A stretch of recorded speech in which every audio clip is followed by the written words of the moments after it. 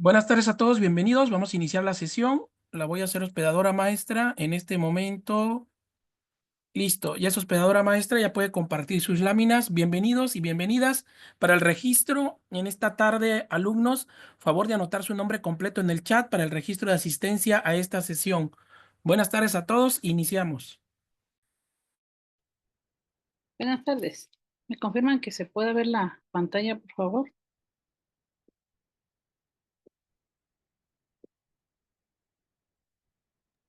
No podemos ver la presentación, maestra, no se ven las láminas.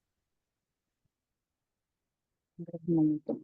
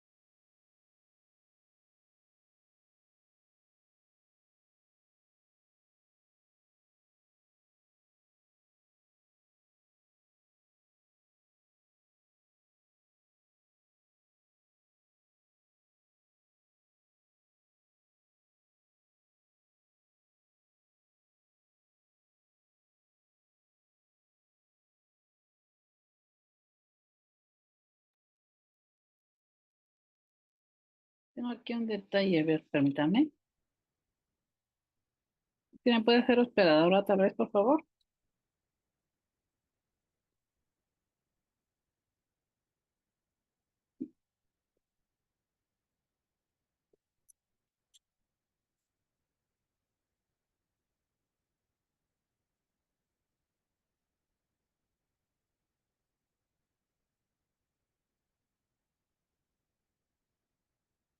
¿Ya la volví a hacer hospedadora maestra?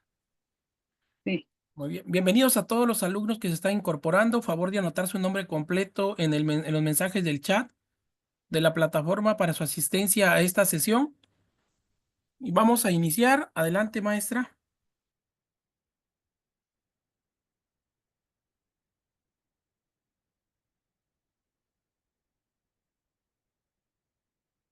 Sí. A ver, estoy intentando compartirles la pantalla.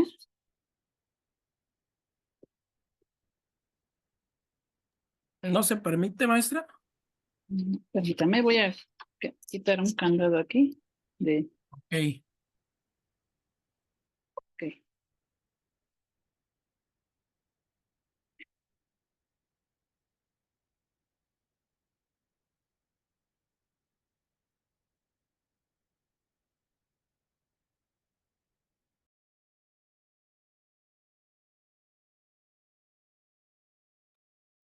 Pues bueno, aprovechando mientras la maestra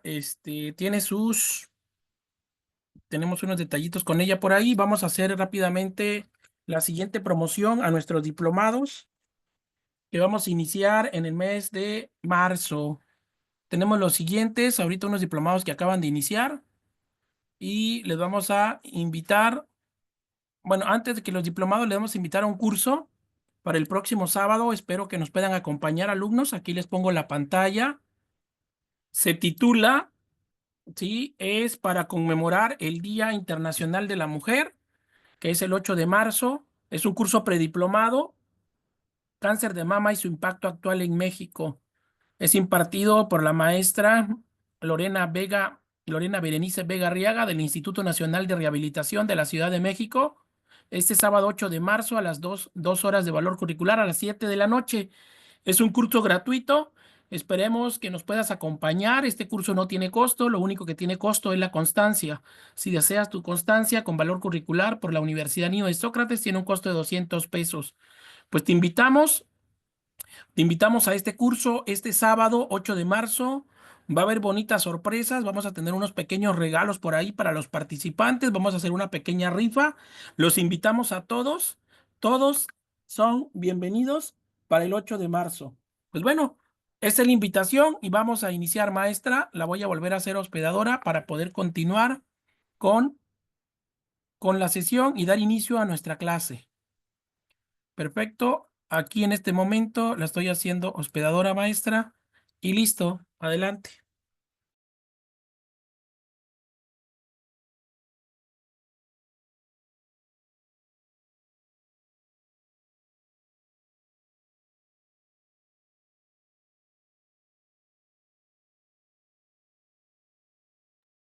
¿Tiene apagado su micrófono, maestra? Gracias. Que puedan ver la pantalla, por favor. Sí, confirmado. Ok. Bueno, buenas tardes a todos. Bueno, vamos con la programación. Entonces, el día de hoy vamos a dar un repasito así breve a lo del paciente renal y para ver los cuidados que tenemos con este tipo de pacientes en la terapia intensiva. Entonces, partimos como de los conceptos pues generales, básicos, como para una remembranza de las pues de la anatomía, de la fisiología, y pues ya aterrizar en un poquito de lo más complejo que son las eh, terapias de sustitución de la función renal. Bueno, entonces aquí hay pues un ejemplo, ¿no? Del cómo debería de eh, ser la anatomía del aparato urinario. En algunos casos, pues hay pues algunas anomalías, pero pues lo que nos dicta la anatomía general común, pues parte de que son dos riñones. No hay gente que pues dicen, no son favorecidos por Dios, tienen más riñones, no, hasta 3 riñones, ¿no? Pero lo común, lo sano, también, pues son dos estructuras, de un riñón derecho y un riñón izquierdo, tienen ciertas dimensiones. Comúnmente le recuerdan, ¿no? Que tiene la forma de habichuela, o sea, como de un frijolito, pero son aproximadamente 12 centímetros de longitud, y pues cada uno más o menos pesa alrededor de 120 a 170 gramos en una persona adulta. Entonces, estos órganos, pues fíjense, no son tan grandes en sus dimensiones, pero el flujo renal en sí, lo que comprende su estructura, son tan importantes que van a filtrar pues todo el contenido sanguíneo del cuerpo, ¿no? Entonces, independientemente de si el paciente está sano o enfermo, podemos aquí identificar que son unas estructuras pues tan importantes que necesitan pues una vasculatura sanguínea tan ínfima, que imaginémonos que estos órganos pues son valiosísimos por la vasculatura, por toda la irrigación y la perfusión que tiene que llegar a estos órganos. Entonces, cuando fallan, pues vienen múltiples eh, anomalías, múltiples enfermedades. Ahora aquí, pues para recordar un poquito de la vascularización, pues tenemos la arteria renal, la aferente, la eferente y la vena renal. Es decir, una arteria, una vena, una arteriola que entra y una arteriola que sale, ¿no? Entonces, este flujo sanguíneo va pues, a irrigar, va a filtrar este propio órgano. ¿Ok? Y pues la unidad funcional del riñón, siempre recordaremos que esta es la nefrona, va a componer pues esta parte de la estructura del riñón. Entonces, cada riñón pues más o menos contiene 1 millón de nefronas, y pues estas nefronas van a componerse en su túbulo contorneado proximal, en sus conductos colectores, en el glomérulo, en la asa de Henle, en la cápsula de Bowman y el túbulo contorneado distal. Entonces, a pesar de que esta unidad funcional, que es la nefrona, se va todavía descomponiendo en otras pues partes que pues van a cumplir la función del filtrado, ¿ok? ¿Y qué funciones tienen los riñones? Básicamente, regular la presión arterial, eliminar los desechos, producir orina a partir de la filtración de estos desechos y pues nos van a dar una regulación en los líquidos y electrolitos que son ingresados al organismo, ¿ok? Entonces tenemos pues otros medios de desecho, como son el sudor, como son la saliva, como son las heces, pero en este caso son porciones pues líquidas que pues van a partir de recuperar todos estos líquidos en el organismo y los procesan a través de esta filtración, regulan estos electrolitos que entran al organismo y también van a eliminar algunos electrolitos, estos también sustancias de desechos, y en este caso pues van a regular, como regulan los propios líquidos de la sangre, obviamente van a regular la tensión arterial para darnos este producto desecho que es la orina. Y entonces tenemos aquí pues un ejemplo de un proceso de filtrado glomerular, que la sangre llega a la arteria, se filtra a través del plasma y pues hace propiamente el filtrado glomerular y llega a los túbulos renales para procesarlos y excretarlos a través de la orina. Entonces, ¿qué es lo que pasa cuando hay disfunción del renal? ¿Qué es lo que pasa cuando en este caso hay pacientes pues que son crónicos de mucho tiempo de evolución de la enfermedad? Pero ahorita vamos a centrarnos un poquito más en la etapa del paciente, como es paciente crítico, son son pues procesos pues más agudos, ¿no? Entonces, de las principales causas que podemos reconocer, que también los pacientes críticos tienen comorbilidades que en el momento de la situación aguda se complican todavía más, son, ejemplo, la diabetes. Si nosotros revisamos la historia natural de la enfermedad, de la insuficiencia renal, de la lesión renal, tenemos en general, si es de la crónica, también podemos identificar que la diabetes, esta enfermedad, pues como tiene evolución de mucho tiempo,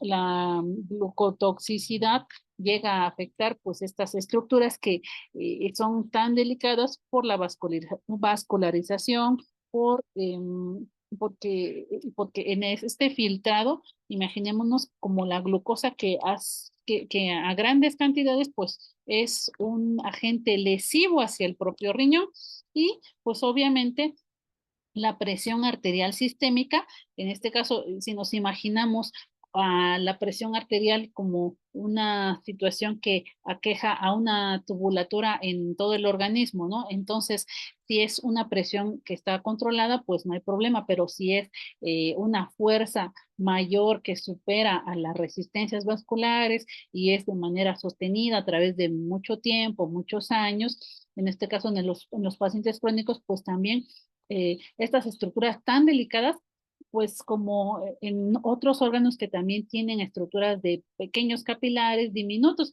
capilares, pues van a lesionar la presión que supera al parénquima, ¿no? Del riñón. Y otra condición que es la glomerulonefritis crónica. En este caso, como su nombre lo dice, es una situación que ya viene de mucho tiempo, que va a dañar a esta parte de la estructura de los glomérulos y condicionarlos a un daño renal.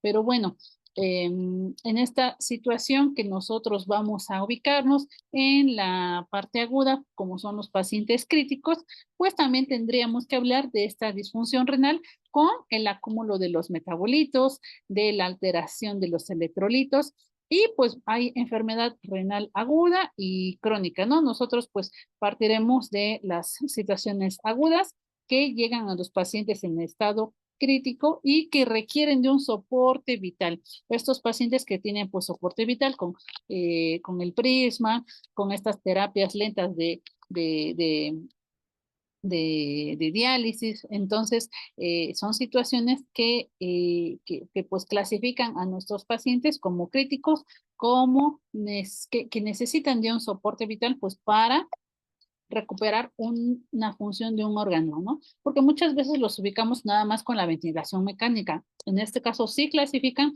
porque tienen pues en el prisma, tienen la hemodiálisis, independientemente de la terapia que tengan, es un soporte que les es un soporte vital, ¿no? Que les está perdurando la vida, ¿no? Y a través de la sustitución de la función de este órgano.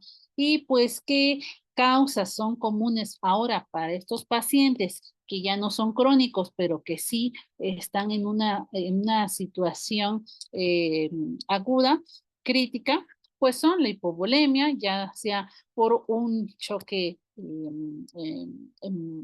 hemorrágico, una infección, estos procesos de sepsis, ¿no? Que deterioran todo el organismo con la dinámica de las interleucinas, de la uremia y también una isquemia renal, pues cuando hablamos de una situación prerrenal, del parénquima o postrenal, ubicaremos pues la isquemia renal, es decir, que este suministro, esta perfusión hacia los riñones pues está siendo inadecuada y obviamente una lesión en un parénquima renal en toda la estructura puede ser a través pues de causas metabólicas o de la misma hipovolemia, una situación prerrenal, de la infección, de la isquemia cerebral o incluso de un trauma, ¿no? Un traumatismo pues que lesiona directamente a la estructura del riñón. Bueno, entonces, en esta situación de definir la lesión renal aguda, anteriormente le llamaban insuficiencia renal aguda, hay otras terminologías que todavía se siguen acuñando, pero pues tendríamos que revisar la bibliografía. Nos dicen que hay todavía consensos de cómo determinar si es una lesión renal aguda. Tenemos una clasificación, la de Rifle y la de Akin, que pues a partir de estos van a especificar cómo es que se clasifica la lesión renal, ¿no? Pero bueno, ¿cómo se manifiesta?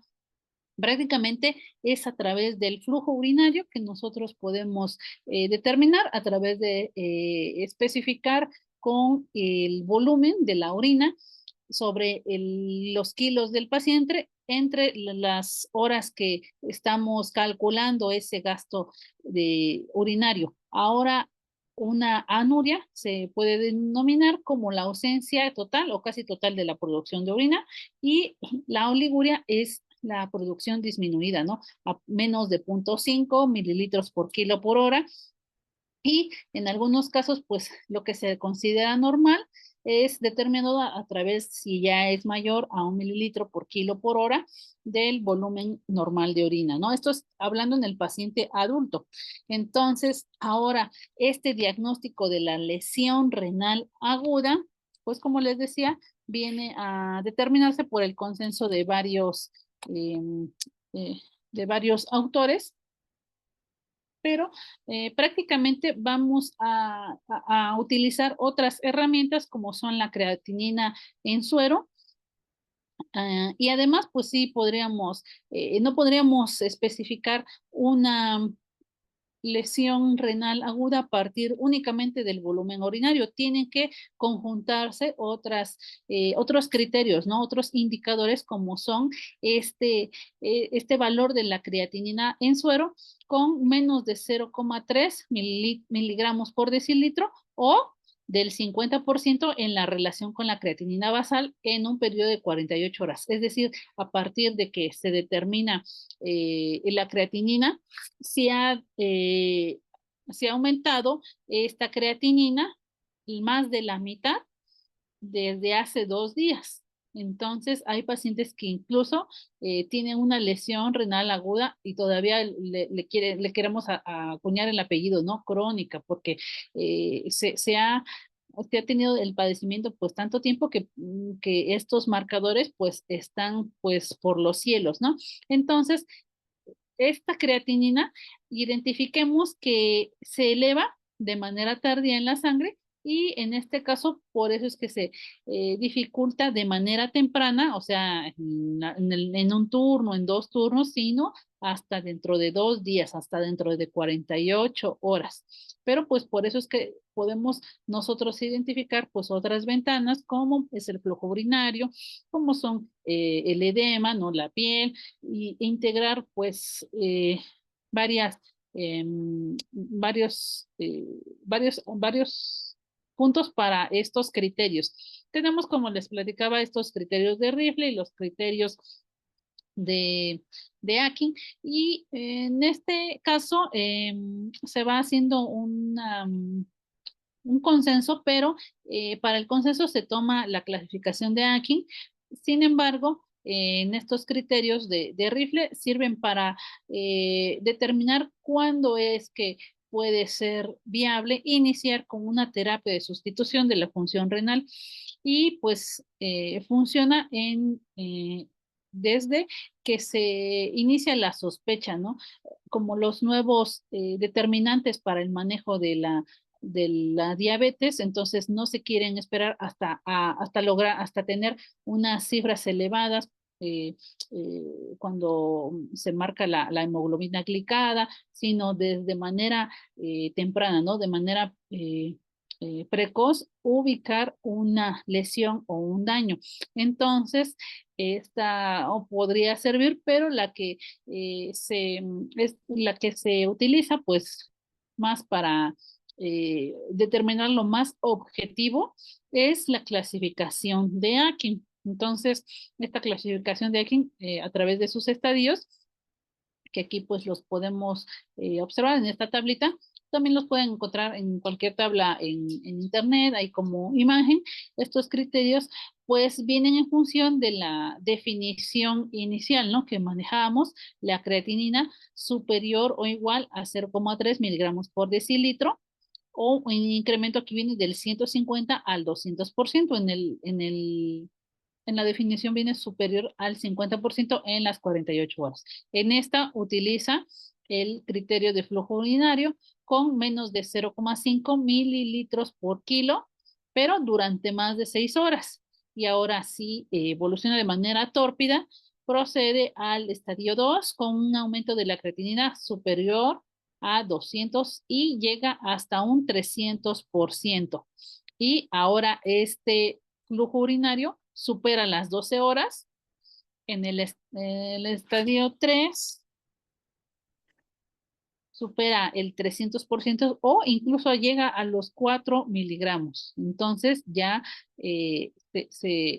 estos valores se acuñan con este valor de 0,3 mililitros por kilo por hora del flujo urinario durante, fíjense, 24 horas o incluso ya determina la anuria durante 12 horas. Entonces, sí es importante, obvio, el flujo urinario, pero eh, se clasifica junto con el valor de la creatinina.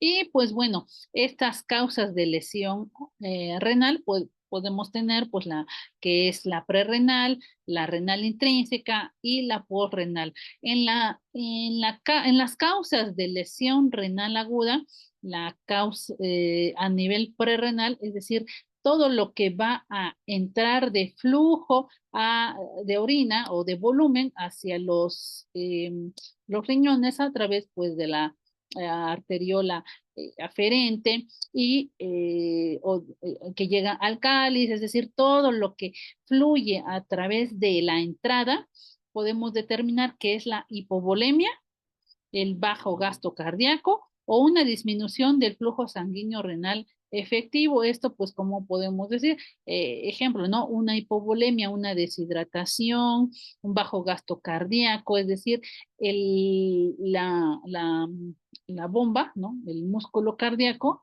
no tiene esa suficiente presión para, para darle perfusión hacia estas arterias que van a llenar de sangre, que van a llenar de volumen estas estructuras, y pues por eso es que influye el bajo gasto cardíaco o una disminución del flujo sanguíneo renal efectivo, que haya, se conjuga con la hipovolemia, ¿no? Que ahí el flujo es tan lento que no hay posibilidad de darle un suficiente llenado hacia estas estructuras. Y en el caso de la renal intrínseca, pues, o sea, si tenemos una prerenal, tenemos una renal, pero aquí ya le puse apellido, ¿no? Intrínseca, como describe la bibliografía, y tenemos la postrenal. Entonces, ya tuvimos de las causas de entrada, ¿no?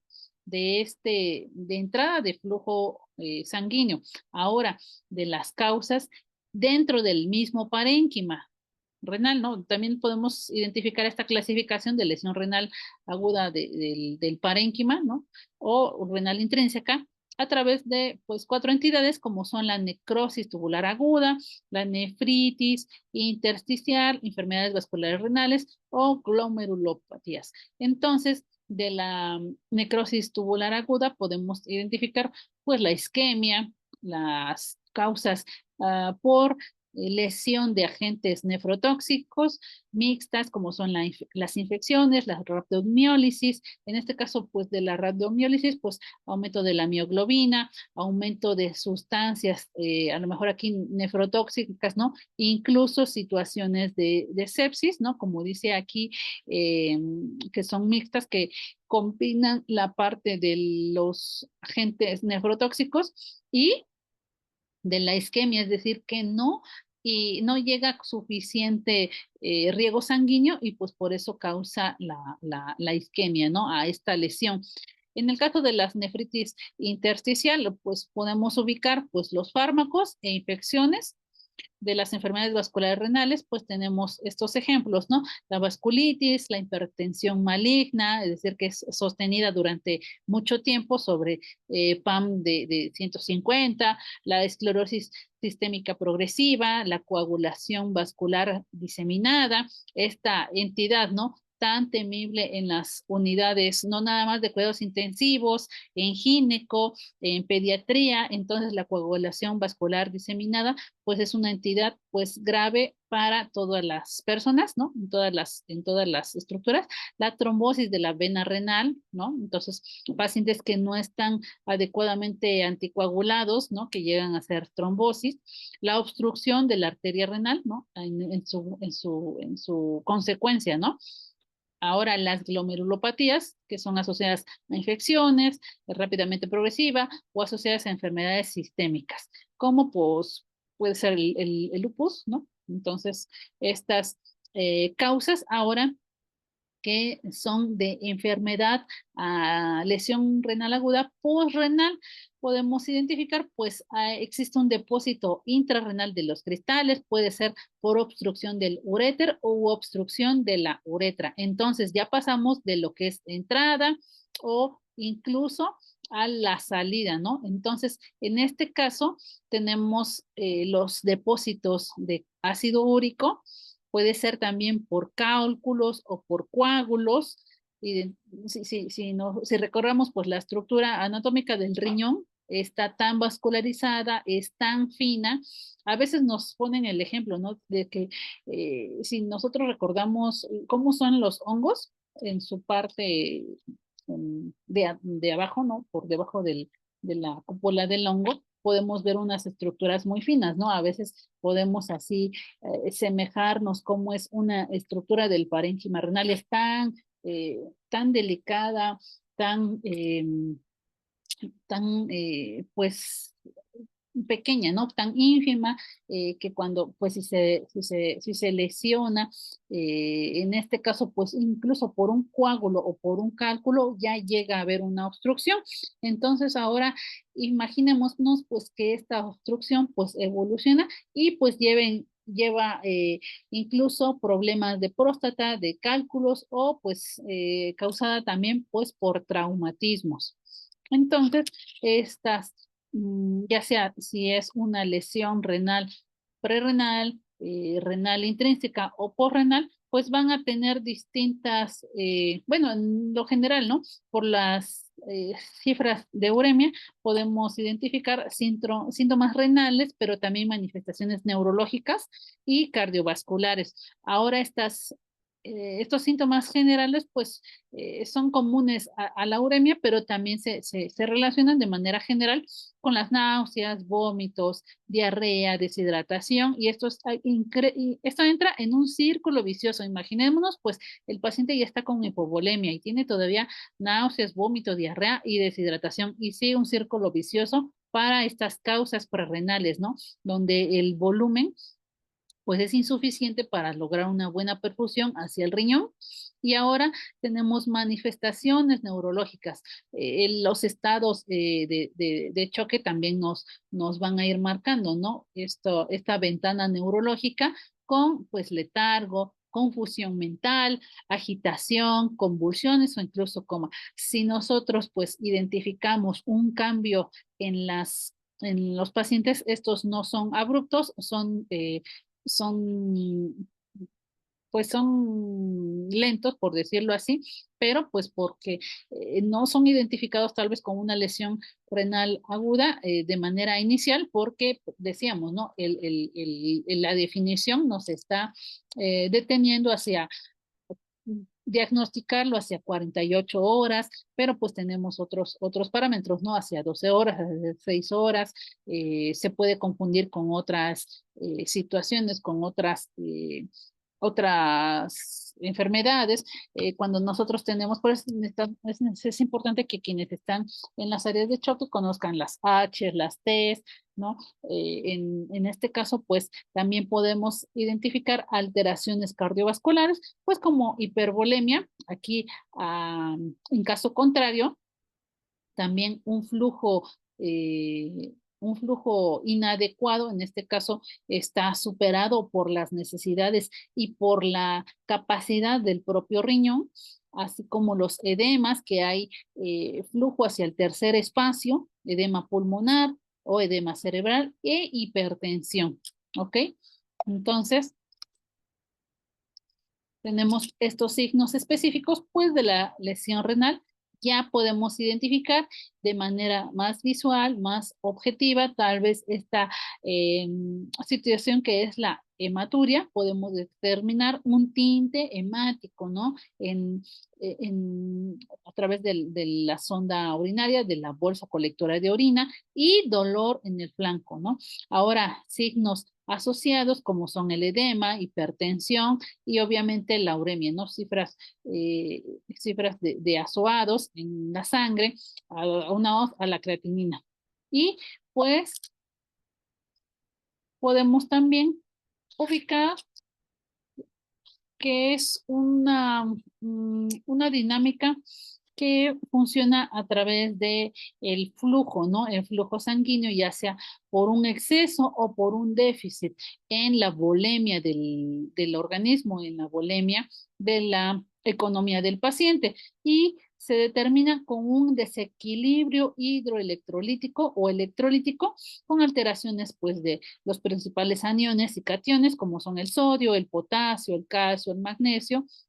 Estos son los principales que funcionan primero como gradientes de presión en la bomba ácido-potasio y en la dinámica electrolítica, ¿no? Cuando hacen ese gradiente de presión del espacio intracelular al extracelular, también hay una situación que es la acidosis metabólica, que existe aquí un desequilibrio ácido-base, porque pues podemos identificar que hay una competencia, ¿no? De los hidrogeniones a través de esta entidad que es la lesión renal aguda. Por eso es que esta es la situación, bueno, el desequilibrio ácido-base más común, ya que pues tiene una evolución crónica, podemos decirlo así, si es más de 48 horas, a diferencia pues de los trastornos más agudos, ¿no? Como son la acidosis respiratoria, ¿no?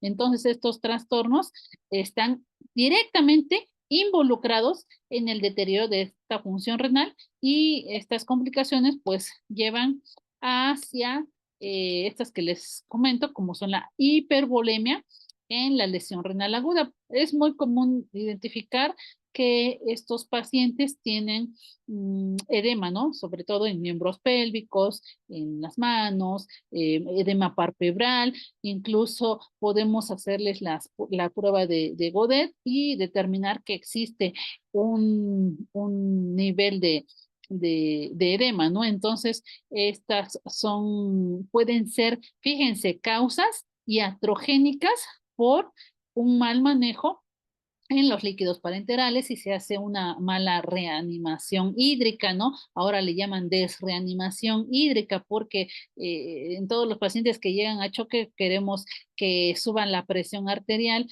con cargas, ¿no? Pero los protocolos de reanimación hídrica han ido cambiando de soluciones, si son isotónicas a hipertónicas, entonces hay una evolución en este manejo de líquidos, y por eso es que tendríamos nosotros que vigilar el correcto manejo de la terapia de infusión en las áreas de choque, ¿no?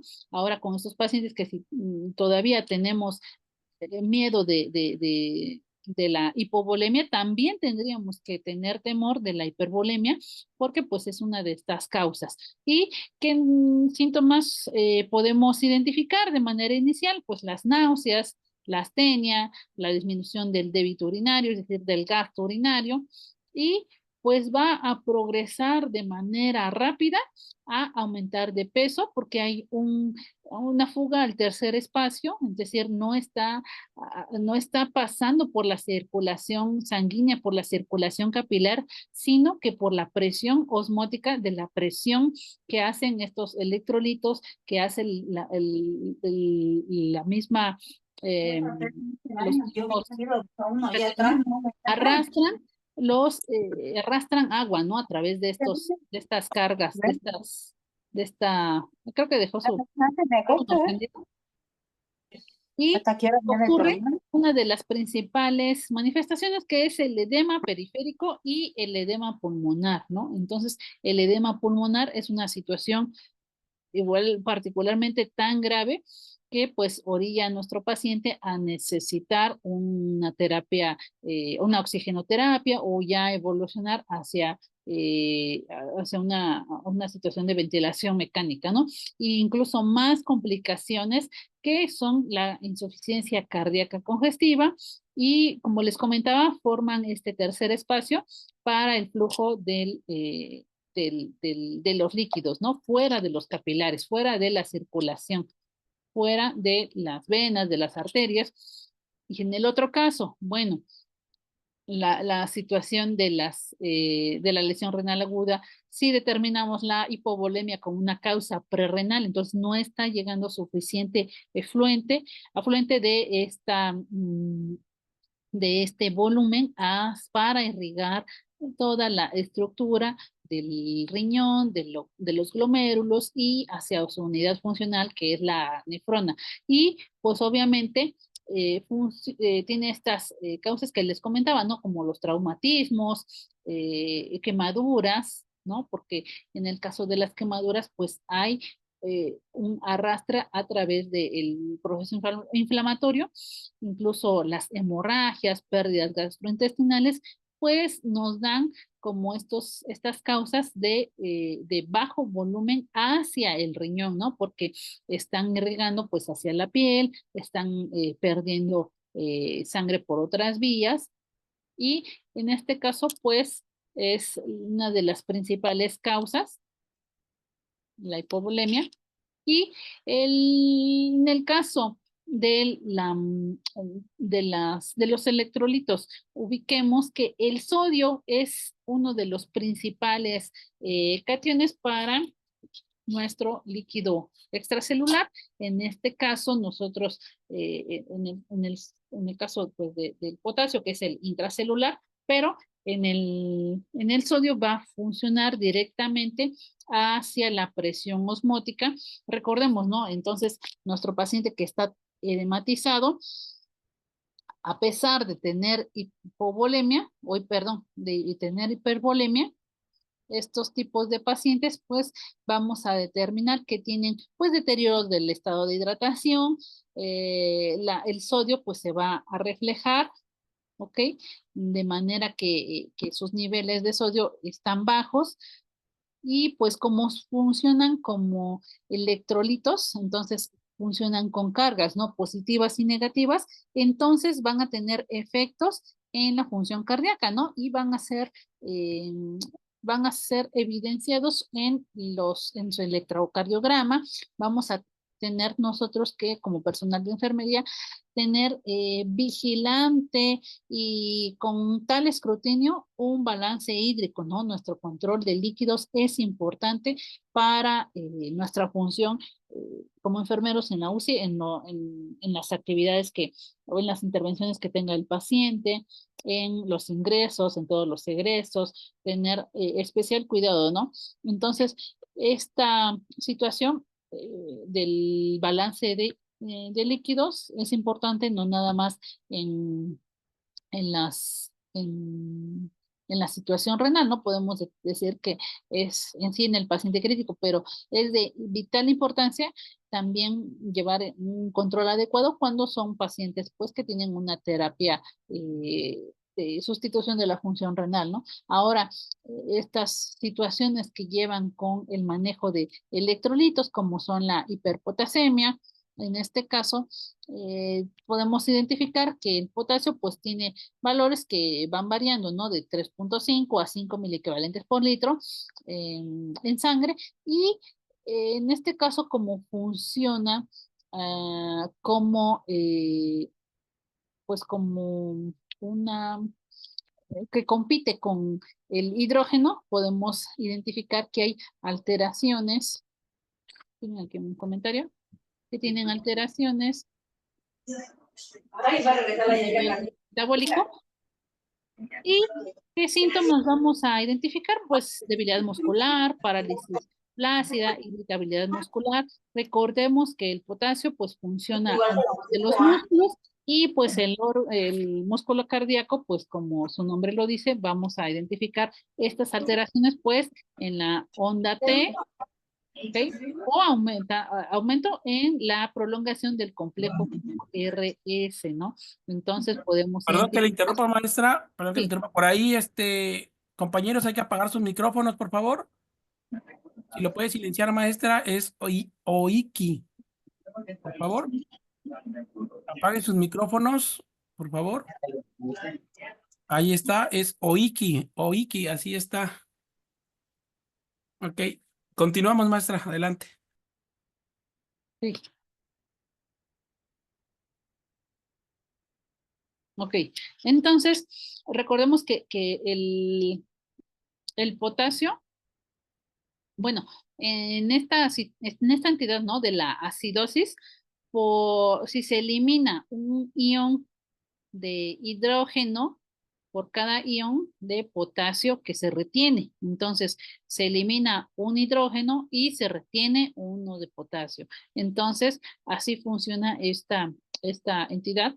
Y en este caso de la hipercalcemia. En el caso de la hipercalcemia, bueno, estos trastornos relacionados al calcio también es un electrolito, tiene estímulos eléctricos y funciona hacia estímulos cardíacos, hacia otras funciones como son la formación de estructuras de la membrana celular, de la coagulación de la sangre en el calcio, formación y crecimiento de los huesos, en esa situación pues de la coagulación de la sangre, ¿no? Como es un electrolito, pues también tendríamos que tener vigilancia de las entradas de las soluciones parenterales que contienen calcio, como es el Ringer lactato, ¿no? Eh, eh, en la formación también y crecimiento de los huesos, esas funciones del calcio en general, ¿no? Ahora, síntomas que podemos identificar con hipercalcemia grave, pues con estos valores que aumentan los 13 miligramos por decilitro, que nos van a manifestar en general, pues debilidad, estreñimiento, vómito, ¿no? Y en el paciente crítico que ellos pues prácticamente no nos van a manifestar pues, así a simple vista, no, me siento débil porque pues tienen ventilación mecánica, no están comunicativos, pero en ellos sí podríamos identificar, como están monitorizados de manera continua, el intervalo QT está aumentándose y el segmento ST se está igual elevando. Y en este caso, del magnesio, también podemos tener acúmulo de magnesio. Entonces, recordemos que el riñón está filtrando a marchas forzadas, pero está reteniendo estos electrolitos, ¿no? A manera de que busca sobrevivir para hacer una retención de estos electrolitos y no eliminarlos, pues se siguen acumulando. Y entonces, en estos niveles plasmáticos, normales, que son de 1.5 y 2.5, pues cuando son superados, nos van a tener síntomas como debilidad muscular, descenso de la presión arterial, necesidad de sedación, confusión mental, ¿no? Recordemos que también el hay, hay medicamentos que funcionan que funcionan a través del músculo liso, ¿no? Y uno de ellos es el magnesio. Ahora, de manera, pues, normal, el magnesio, ¿dónde funciona? Pues en las enzimas, en actividades neuroquímicas, en la excitabilidad de las células musculares y cuando está superada las cifras de magnesio, podemos identificar que el intervalo PR se prolonga, incluso también se prolonga el intervalo QRS. Y estos trastornos, como ya les venía yo comentando, tiene un sistema amortiguador, lo que le llaman buffer, ¿no? Entonces, esta situación de ingreso y egreso del propio riñón, ¿no? De cómo ingresan lo aferente y lo eferente, eh, tiene este sistema amortiguador, este sistema de los buffers, que pues van a buscar una regulación, ¿no? Pero pues cuando están lesionadas su estructura, ya sea pues por falta de volumen, por un trauma, por toxicidad, pues van, estos sistemas amortiguadores pues son, vienen a ser desregulados, ¿no? Entonces no puede fallar de la noche a la mañana sin una causa. Por eso es que estos sistemas amortiguadores pues de manera normal pues funcionan eliminando electrolitos, a través, tenemos otras vías, ¿no? Para regular el pH, como es la respiración, sin embargo, pues a través de este sistema amortiguador, pues va a tener también participación en la regulación del pH y la eliminación de estos ácidos con, dice aquí, una cuota fija de ácidos que ingresan diariamente, es decir, a través de lo que consumimos, de los líquidos, a través de los alimentos, pero pues en este caso, sobre todo en los pacientes críticos que están en ayuno, de los pacientes que si no tienen una adecuada terapia de hidratación, una adecuada terapia o un soporte nutricio adecuado, ya sea enteral o parenteral, también están teniendo alteraciones a nivel de estos sistemas amortiguadores y de eliminación de los ácidos y sobre todo a nivel metabólico, ¿no? El manejo del CO2, en este caso, pues como es un producto final de desecho, podemos identificar sus agravantes y como les venía comentando, ¿no? La acidosis metabólica es este principal trastorno que pues por clínica, ¿no? A lesiones renales agudas para determinar pues cuando son trastornos hidroelectrolíticos, la acidosis metabólica es la principal en estos tipos de pacientes. Y bueno, entonces, esta acidosis metabólica hace aquí una dinámica de estos ácidos que se llaman fuertes. Imaginémonos que pues la sangre no tiene estas sustancias que necesita desechar, que necesita metabolizar a través de otras estructuras de manera conjunta, ¿no? Pero al final, ¿qué es lo que pasa? En el riñón, estas estructuras se, pues, se sufren consecuencias con, con un catabolismo proteico. ¿Esto qué quiere decir?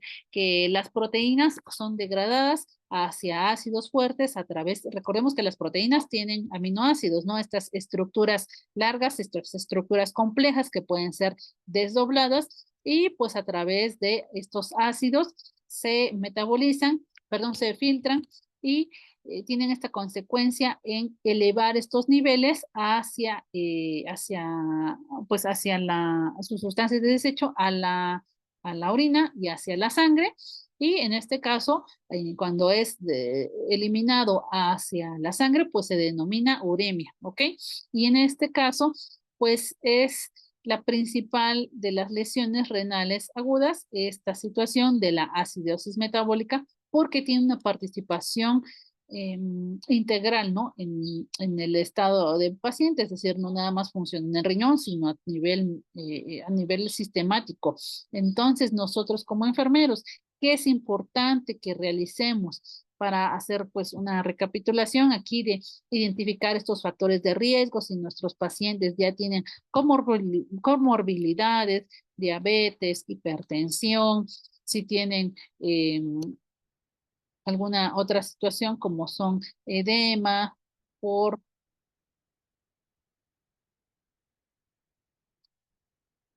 por estos trastornos hidroelectrolíticos y tenemos que fomentar una cultura desde el primer nivel de tensión, también en segundo nivel o incluso en tercer nivel para evitar estos trastornos electrolíticos. Podemos funcionar desde las unidades de choque, ¿no? Desde de las áreas de urgencias, cómo va a ser nuestro protocolo de reanimación hídrica, evitar en este caso trastornos electrolitos por alteraciones en este buffer ácido-base y monitorizar nuestros pacientes de manera hemodinámica. Veíamos, ¿no? La importancia de la presión arterial, la importancia de los signos vitales, la importancia de mantener pues una perfusión adecuada, una PAN, depende, ¿no? Mayor a 65 o en el paciente neurocrítico una PAM mayor a 90, es decir, que funcione de manera sistemática, no nada más vamos a cuidar riñón, sino vamos a cuidar a todo el paciente. Y ahora hacer una intervención rápida cuando se tengan que revertir estos desequilibrios electrolíticos y pues para nosotros que podemos como enfermeros participar en esta estabilización hemodinámica. Ahora, vamos a partir de esta monitorización, de este registro, prevenir estas complicaciones, prevenir trastornos, sobre todo puede ser renales en el caso de la hipovolemia, en el caso del estado ácido base, que las soluciones sean las adecuadas en el caso de la terapia de infusión, en la monitorización tanto de los valores hemodinámicos como de la glucosa, ¿no? En este caso, pues tener metas establecidas de PAM, de si tenemos pues una monitorización que sea a través de sistemas invasivos como son una PAM o una PVC, si es con un catéter central, tenemos a través de catéteres que nos puedan dar la presión de la arteria pulmonar o incluso catéteres que igual nos dan la presión capilar pulmonar. Entonces, esta monitorización es importante para determinar un gasto cardíaco y para asegurar de nueva cuenta, ¿no? Una volemia adecuada hacia riñón y obviamente un control de gases y un balance hídrico. Con este balance hídrico que nos puede dar mucha información a través de la evolución del paciente y podemos a lo largo de los, pues de la bibliografía que siempre nos remite a que pacientes con hipervolemia o que tienen mucha carga hídrica positiva tienen mayor grado de mortalidad. Y pues el tratamiento de esta lesión renal, tenemos primeramente identificar la causa. Si es una situación prerrenal, renal o postrenal, identificar a qué se debe, ¿no? Si es a una infección, si es a una hipovolemia, si es a una obstrucción del propio riñón, tomar medidas preventivas, ¿no? La restricción hídrica, esto es importante cuando ya se ha determinado que hay una lesión para pues no dar más débito al gasto del riñón. Y en este caso, las terapias de reemplazo renal existen diversas, ahorita vamos a comentar algunas de ellas, y el mantenimiento de la homeostasis para pues, la recuperación del paciente. Entonces, ¿qué nos va a indicar que el paciente es candidato a esta terapia de reemplazo renal? Pues puede ser por una hipervolemia refractaria, hiperpotasemia, los trastornos que les había comentado, ¿no? Acidosis metabólica, uremia, intoxicación, aquí dice por drogas o alcoholes, pero también puede ser pues por, dice drogas, ¿no? Puede ser también pues por pesticidas, por algunas sustancias pues que sirven como pues para envenenamiento de roedores. Entonces, o incluso alimentos como hongos, ¿no? Alimentos que no, que pues no son digeribles. Y también pues la sepsis, ¿no? Esta sepsis, esta entidad pues tan temida, sin embargo tan común en las unidades de cuidados intensivos, porque pues tienen ya desregulación a nivel hemodinámico. Y pues en cuanto se refiere a la terapia de sustitución de la función renal, tenemos pues la diálisis, la hemodiálisis, de las que participan pues mayormente en, sobre todo en tercer nivel, más que en segundo nivel, pues son las terapias lentas y continuas, pero pues platiquemos un poquito aquí del, de las, de las, de la modalidad de diálisis, ¿no? En este caso, pues tienen que tomarse criterios específicos del paciente, es decir, el estado clínico, su estabilidad hemodinámica, la situación que va a participar en la excreción de solutos o de líquidos. Y pues estas opciones de terapia son la hemodiálisis intermitente, la lenta continua, ¿no? Como con pues quienes conocen el prisma, ¿no? La hemofiltración lenta continua. Entonces, estas son las opciones, sobre todo que podemos observar, pues en tercer nivel de atención, ¿no? Porque como nos marca la norma 087, son procedimientos de alta complejidad con pues equipo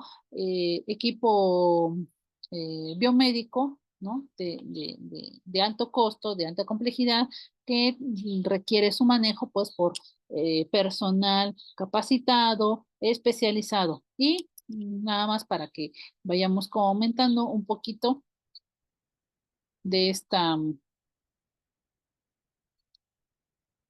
de estas modalidades de diálisis, ¿no? Vamos a hablar de diálisis en general, de la hemodiálisis o de las terapias lentas continuas.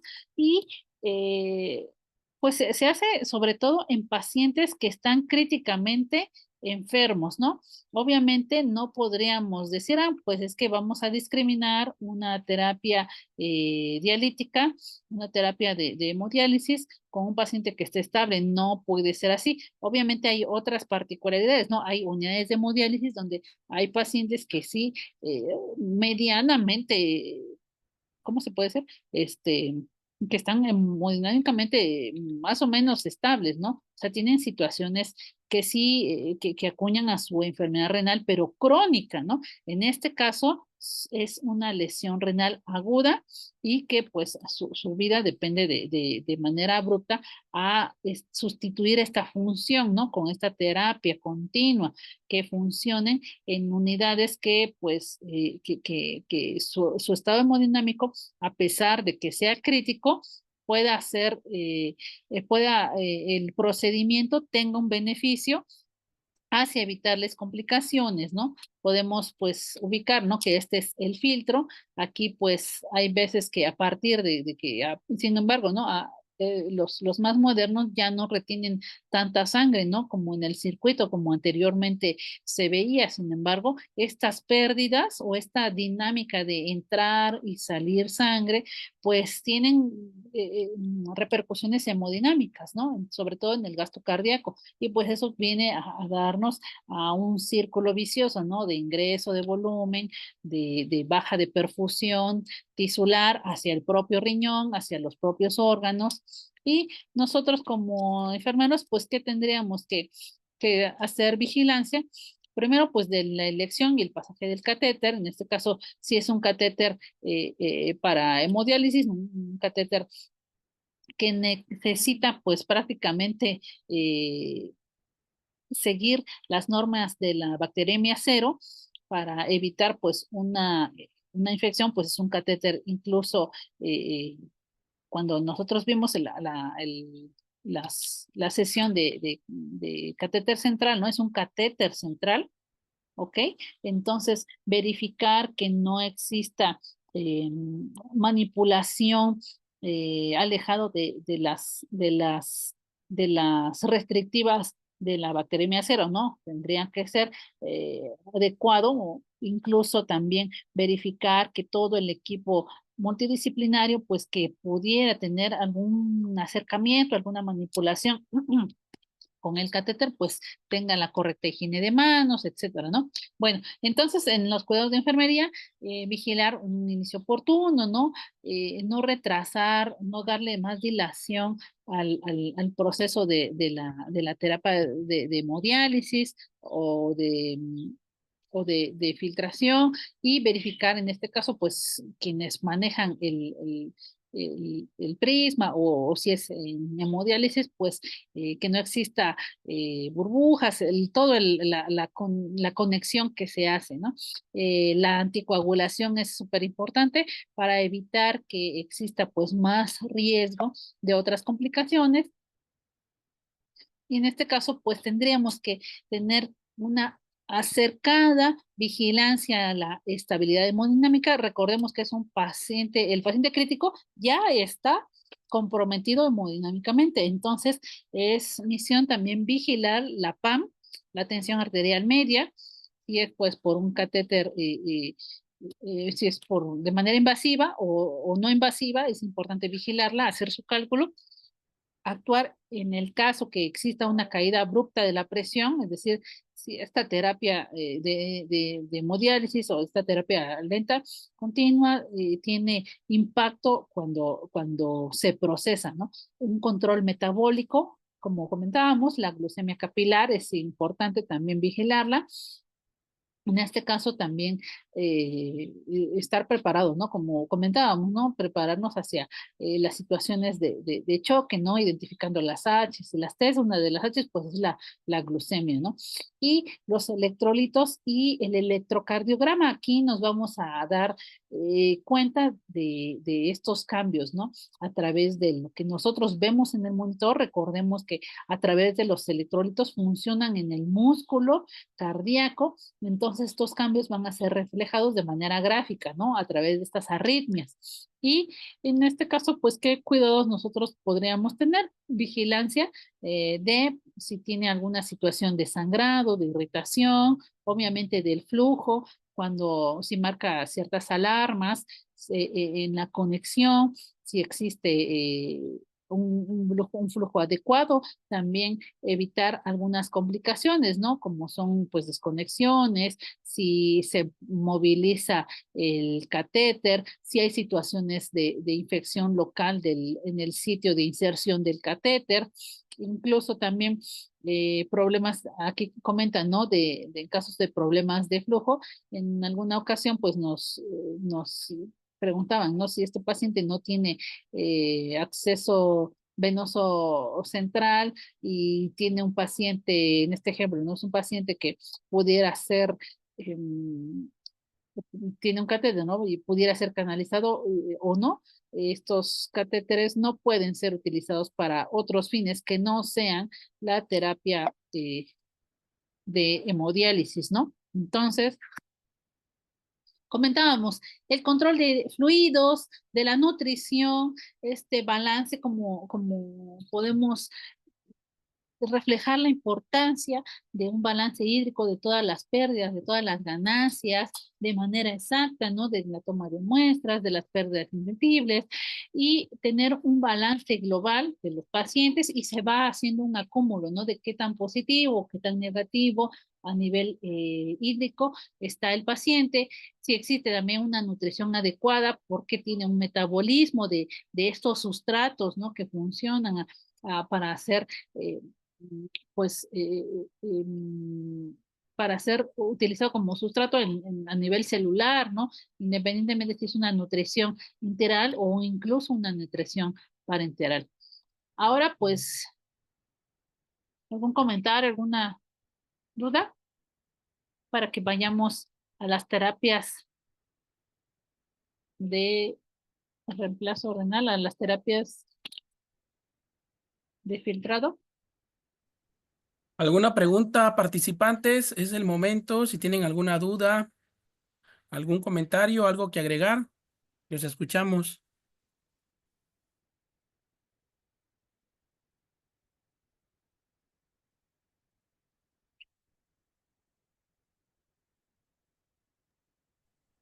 ¿Todo bien?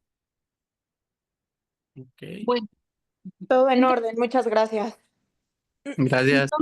vamos a partir de las terapias de reemplazo renal, así someramente, ¿no? Porque no vamos, bueno, sí podemos platicar aquí como de las marcas, pero más en sí de cómo se estructura la terapia, ¿no? Si conocen el Prisma, Flex o algún otro, creo que es la más común, ¿no? El Prisma. Eh, pero estas terapias, ¿no? De reemplazo renal consisten básicamente en la hemodiálisis, que creo que es la que ubicamos más, ¿no? A nivel, pues de tercer nivel, ¿no? O a nivel particular, porque pues ya se ha socializado mucho pues cómo funciona, ¿no? La hemodiálisis, ¿no? Sobre todo pues por los recursos, tanto de personal como los recursos eh, de equipo, ¿no? Entonces, esta pues hemodiálisis creo que ha sido muy popular y incluso pues ha superado en popularidad tal vez la diálisis peritoneal que tiene criterios, ¿no? Para su utilización, pero también tenemos la terapia de reemplazo renal continua, que a diferencia de estas dos, en el paciente crítico es muy usual porque es una terapia continua, ¿no? Es una terapia que va a funcionar durante, en este caso, pues 24 horas, va a ser un filtrado, vamos a platicar entonces un poquito de esto.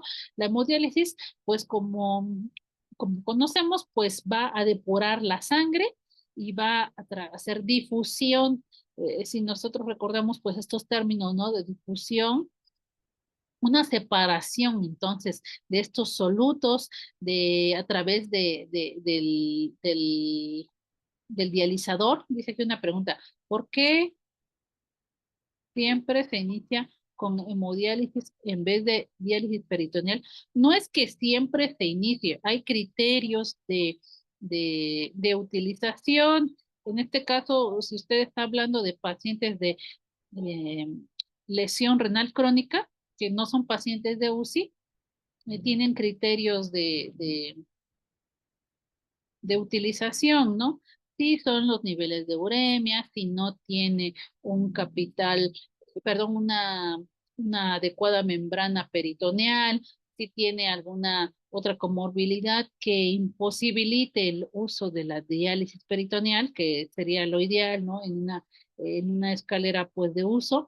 Sin embargo, se ha popularizado mucho, tal vez por elección del quien lo prescribe, etcétera, o pues por los recursos, ¿no?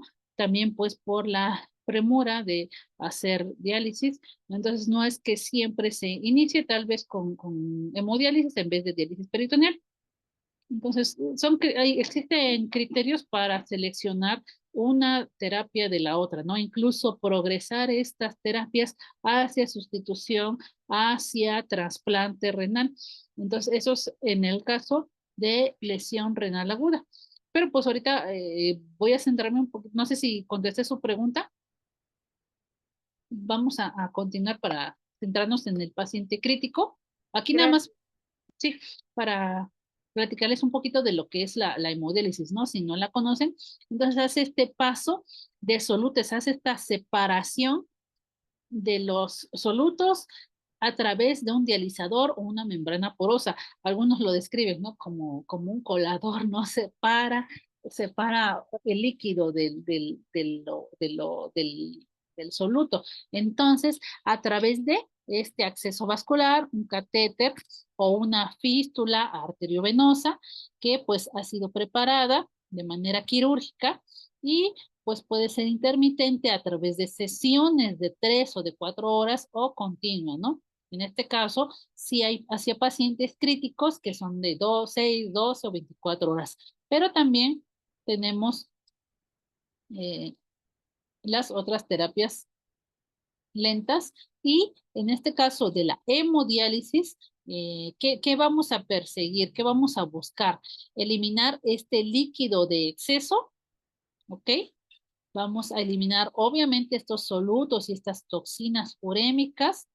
Vamos a hacer corrección de estas alteraciones electrolíticas y un soporte vital en pacientes que ya no tienen función renal, es decir, no tienen ninguna filtración, no tienen uresis, sus niveles de azoados están pues críticos. Ahora, en este caso también tenemos pues las hemodiálisis continuas porque funcionan pues para las lesiones renales. Ahorita vamos a identificar algunos estudios que recopilé. ¿Cuáles son estas diferencias, no? Si es preferible la hemodiálisis o las terapias lentas continuas. Entonces ahí hay unas diferencias pues no tan marcadas, la verdad. Funcionan yo creo que en base a la constitución del paciente.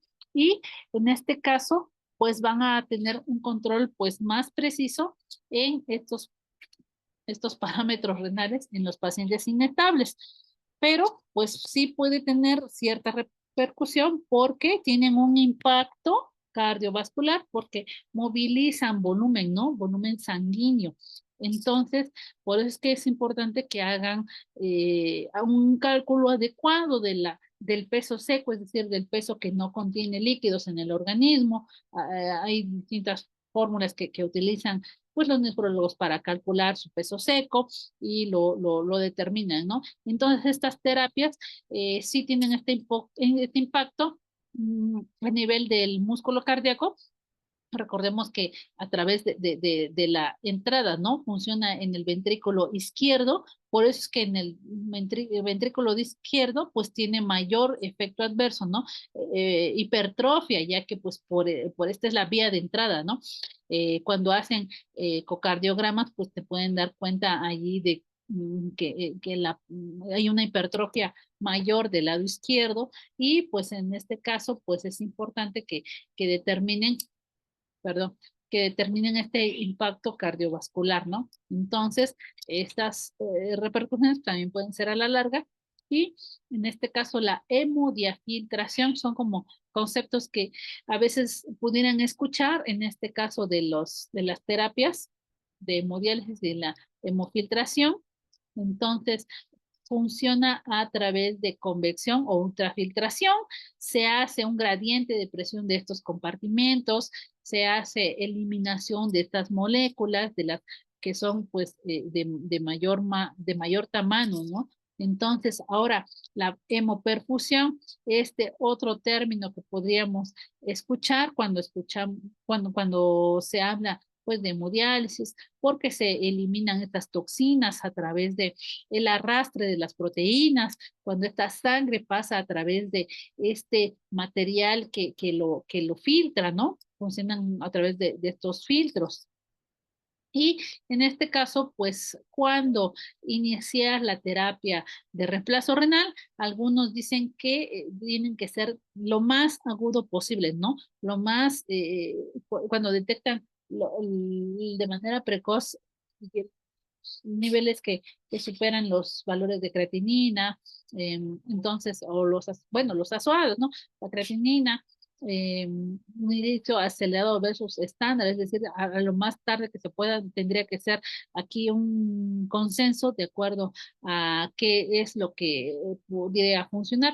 Y hubo un estudio que se llamó STAR aquí, que no dice que hay diferencia entre si una terapia funciona mejor cuando se inicia los niveles de azoados de manera tardía o de manera temprana. Entonces, con que se haga la terapia de sustitución de la función renal es adecuada, ¿no? No hay como un momento específico, eso es lo que dice un estudio, ¿no? Sin embargo, pues tendríamos que centralizarnos hacia nuestra población, no hacia nuestro contexto.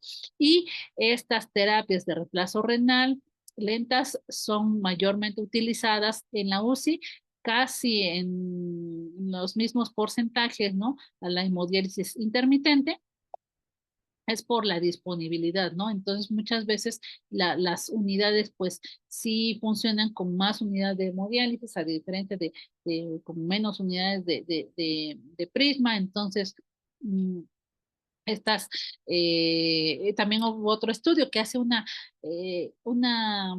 comparación de estas terapias de reemplazo renal lentas continuas y de la hemodiálisis, pues bueno, algunas más o menos van funcionando la mortalidad, fíjense, en la terapia continua de un 54.4%, a diferencia de una hemodiálisis intermitente, entonces que la que conocemos de manera común, ¿no? Ambas tienen impacto hemodinámico, ambas tienen factores de manera conjunta, como son la sepsis, como son la infección de sus catéteres, que pueden evolucionar pues a un shock séptico y pues en este caso las cardiopatía isquémica tiene peor resultado con esta terapia continua, ¿ok? Debido a que tienen pues más inestabilidad los pacientes cardiópatas y en el shock séptico pues es variable, ¿no? Porque si hay pérdida, eliminación de las interleucinas, eliminación de los azoados, de todas las sustancias de desecho y sobre todo sobre todo y de las sustancias que funcionan para eh, que no se pueden eliminar de manera normal, ¿no? A través o eliminar como, pues es un antibiótico, ¿no? Funciona con ciertos, eh, ciertos transmisores, cierta acción farmacológica, a diferencia de hacer un filtrado, ¿no? De estas sustancias y en situaciones con trauma, pues también existe mejor respuesta a estas terapias continuas en ausencia de hipertensión intracraniana, ¿ok? Entonces, también estos términos que vamos a escuchar cuando, pues, pudiéramos ubicar el prisma, la hemodiálisis veno-venosa continua. Entonces, esta es una de las más recurrentes cuando se utiliza el prisma, pero por lo mismo tiene un impacto económico eh, pues para grave, ¿no?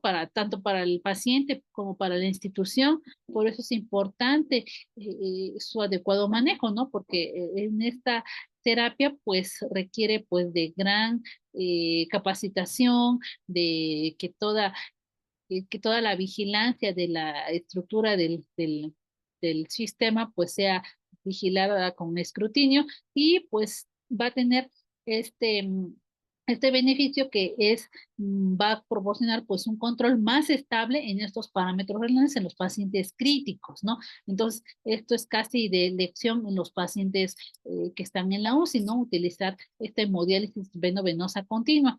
¿Y qué complicaciones podemos tener? ¿Cómo se utiliza? Eh, pues anticoagulante, obviamente vamos a tener un riesgo de sangrado, ¿no? Que aumenten los tiempos de coagulación, exista mayor riesgo de sangrado, que pues como se utiliza pues el citrato como anticoagulante, también nos va a aumentar un riesgo de acidosis metabólica. Recordemos que este paciente de por sí ya comúnmente ya tiene acidosis metabólica, entonces aumenta el riesgo o aumenta la severidad. Y la anticoagulación, pues es preferible utilizarla con heparina a diferencia con citrato. Sin embargo, pues hay otros protocolos que las unidades pues llevarán para elección, ¿no? De sus anticoagulantes, pero pues en algunos casos sí se recomienda mayormente la heparina para estas terapias de reemplazo renal continuo. Y ahora la hemofiltración en sus dosis altas, es decir, cuando se va a eliminar mayor cantidad de azoados a través de un filtrado pues más, con mayor flujo y pues ¿qué beneficio va a tener? Pues que se van a eliminar estas moléculas que ya son medianas y de mejor control con parámetros metabólicos como son las proteínas, ¿no? Bueno, y como existe este riesgo con el uso de los anticoagulantes, obviamente puede existir un riesgo de sangrado, pero fíjense a nivel gastrointestinal. Por eso es importante el uso de los inhibidores de la bomba de protones, ¿no? Ya hemos evolucionado del omeprazol hacia el pantoprazol. Sin embargo, es importante hacer una vigilancia continua en el estado general del paciente, ¿no? Vigilar las evacuaciones, que estas evacuaciones pues no tengan estas características melénicas, que se hagan pruebas de acuerdo a un protocolo, ¿no? Para identificar una hemorragia gastrointestinal, ya que pues a tener el sistema gastrointestinal gran cantidad de vasculatura, también es importante determinar que esta vasculatura no esté presentando una hemorragia, ¿no? En algún nivel, ¿no? Si fuera un sangrado alto o bajo, ¿no? Entonces, estas son unas complicaciones que se pudieran dar y recordemos, ¿no? Que estos pacientes que están intubados, que están en la UCI, tienen de por sí alto riesgo de úlcera péptica, ¿no? Entonces, estas úlceras pépticas también pueden evolucionar a ser sangrantes. Y estos efectos nutricionales en las terapias de reemplazo renal. Recordemos que de por sí la lesión renal provoca pérdida de proteínas, entonces estas tendrían que ser repuestas a través, pues, de una nutrición específica, una nutrición para paciente renal alta en proteínas, mayor a 1.5 gramos, perdón, y obviamente se complementa con los oligoelementos que se adicionan sobre todo en las nutriciones parenterales, ¿no? Entonces, en estas nutriciones parenterales que pues podemos adicionarlas con electrolitos, con insulina y con estos oligoelementos, ¿no? Con multivitamínicos, etcétera. Entonces, estas pérdidas tienen que ser suplidas. Obviamente también la terapia que las supera, ¿no? Es el trasplante renal, pero el trasplante renal, nosotros conocemos pues la historia de que padece una persona, ¿no? Sobre todo en nuestro entorno común de nuestros pacientes, ¿no? No hay una cultura de trasplantes en nuestro país.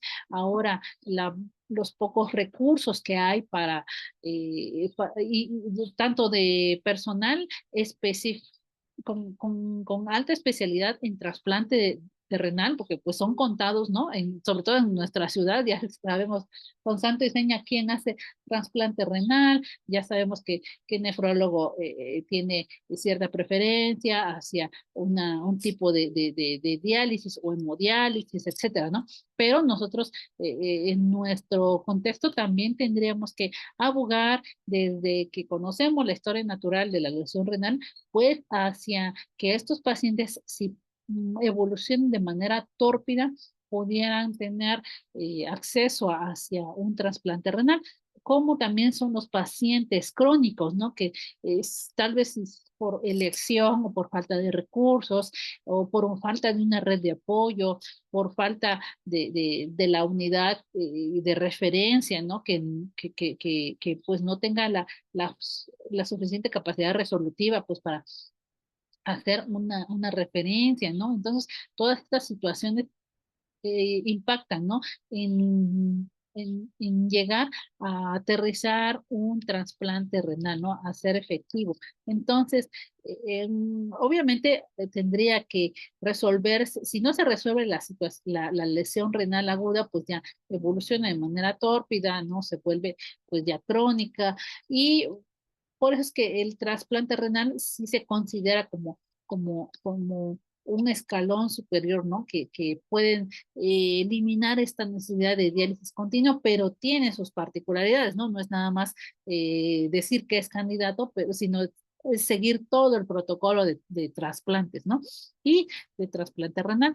Ahora estas complicaciones que pues sí tienen sus beneficios, ¿no? Que tienen menos complicaciones cardiovasculares asociadas a una diálisis crónica o a una hemodiálisis crónica, ¿no? Y mejoran el estado nutricional y metabólico del paciente, esos pacientes en general, ¿no? Renales que pues no están en el UCI, ¿no? Que tienen, están ahí haciendo unas anotaciones, creo, que tienen un control estricto, ¿no? De las proteínas que consumen, de los suplementos que consumen. Ahí creo que están haciendo unas anotaciones sobre la diapositiva, que no se borran. Bueno, entonces estos efectos cardíacos adversos que existen en la hemodiálisis, a diferencia del beneficio que tienen las terapias de recambio lento continuo o de la hemofiltración lenta, venovenosa lenta, perdón, continua, tienen efectos Ay, creo que se salió mi. ¿Sí puede ver la presentación, maestro? Creo que salió del Se título. salió la pantalla. Ok, ahí está. Estos eventos ya pueden verla, ¿verdad? No, todavía no se ve. A ver.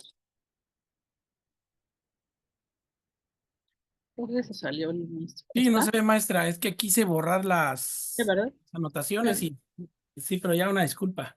Gracias, ¿ya, verdad? Ya se ve. Ya se ve.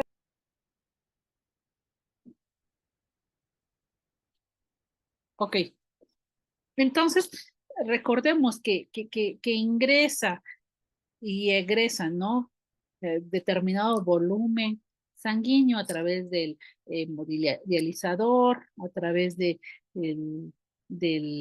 equipo. Entonces, va a existir pues una dinámica de volúmenes, ¿no? Esta dinámica de estos volúmenes van a impactar pues en el ventrículo izquierdo en determinado momento. Entonces, a nivel que se hace de manera ya crónica, de manera continua, estos pacientes pues van a tener una hipertrofia ventricular, es decir, se va a observar a través de cuando les realicen pues un ecocardiograma, van a identificar que existe mayor crecimiento del músculo cardíaco del corazón, pues del lado izquierdo, ¿no? Pues por esta dinámica del volumen que ingresa y sale del corazón, ¿no? Pero en este caso, como ingresa, también es aumento hacia el ventrículo izquierdo. Y obviamente puede existir una disfunción ventricular, sobre todo, igualmente, la del lado izquierdo es de la más frecuente que existe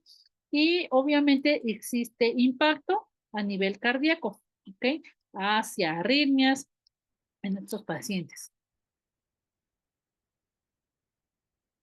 Y bueno, platicábamos de estos pacientes que son intoxicados de manera grave con algunos pesticidas como derivados del paraquat, ¿no?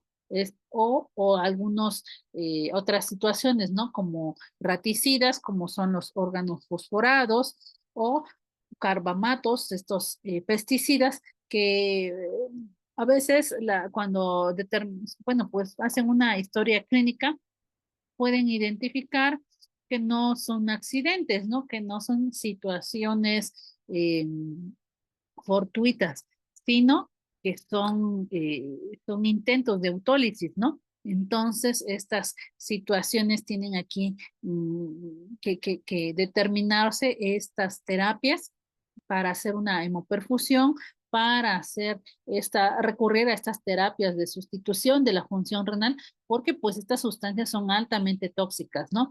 Entonces, existe gran impacto pues la economía. Me hablo de economía, no economía de dinero, ¿no? Sino economía del cuerpo, ¿no? Del paciente, porque no tiene nada más repercusiones a nivel de riñón, ¿no? Sino también a nivel, pues, de hígado, a nivel, eh, a nivel neurológico, de toda esta intoxicación de estas sustancias, ¿no? Del paraquat, de los organofosforados, de los carbamatos, de estos que funcionan, pues, como pesticidas, reticidas. Entonces, estas sustancias son graves y también depende a la individualización del tratamiento, son recurrentes estas terapias para este tipo de intoxicaciones, ¿ok? Y sí puede haber, em, sí puede haber combinación de estas terapias, como son la hemoperfusión, como son la hemodiálisis. Entonces, esta combinación sí tiene mayor eficacia a hacerlo, a diferencia de que sea únicamente una hemodiálisis sola, ¿no? Y obviamente, pues puede tener mayor eliminación de los azoados de manera más rápida y va a reducir la mortalidad en casos de intoxicaciones severas y pues es útil pues cuando la hemodiálisis está sola, pero tiene limitaciones con la eliminación de ciertas toxinas. Entonces se hace una combinación. Este es el prisma, quienes ya lo conocen, aquí quienes ya lo conocen, por ahí creo que habían colegas, ¿no? Que estaban en el área de UCI, ahí del HRAEO, o de tercer nivel, pudieran levantar la manita.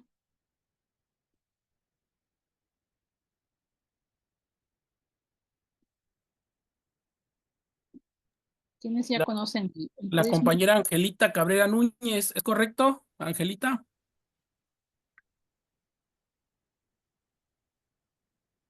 Ella trabaja ahí en el HRA. También María Felicita Robles Juárez.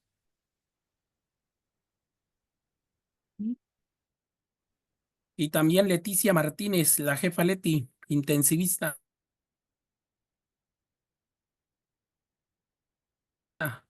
También Felicita. Entonces, entonces esto es, gracias maestro. Entonces, esta terapia de reemplazo renal continuo utiliza, como decíamos, pues no hablamos de marcas, pero pues es como el que se recurre, ¿no? El, el prisma. Entonces, esta tecnología pues necesita altos recursos, ¿no?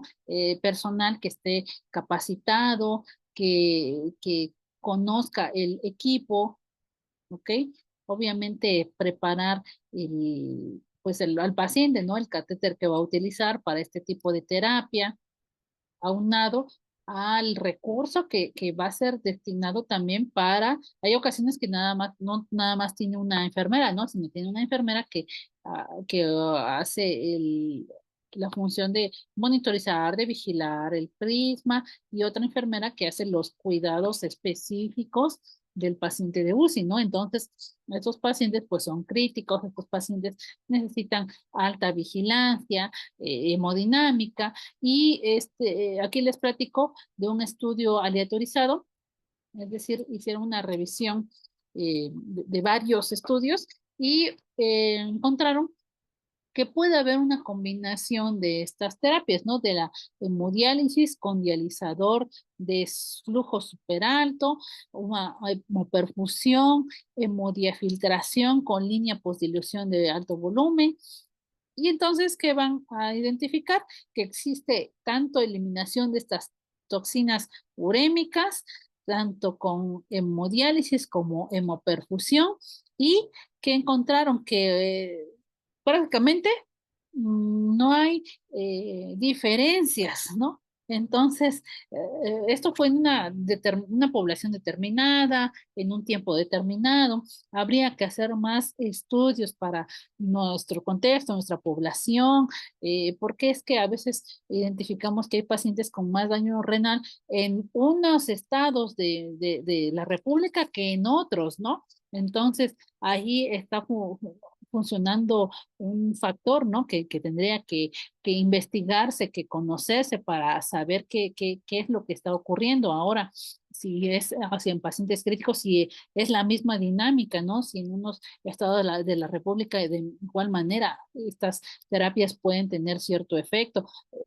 Conocemos, como les comentaba, ¿no? Por ejemplo, en estados como Guadalajara, como Monterrey, hay mucho paciente renal y también en Oaxaca hay mucho paciente renal pues en la costa, ¿no? O en el istmo, entonces a diferencia pues del centro, entonces tendrían que hacerse investigaciones hacia o un tipo de terapias, ¿no? En este caso, terapias de reemplazo renal continuo. Ok, entonces la hemoperfusión y el tiempo de ventilación mecánica, ¿qué impacto tiene, no? Estos pacientes que tienen ventilación mecánica, pero que van a tener este tipo de terapia.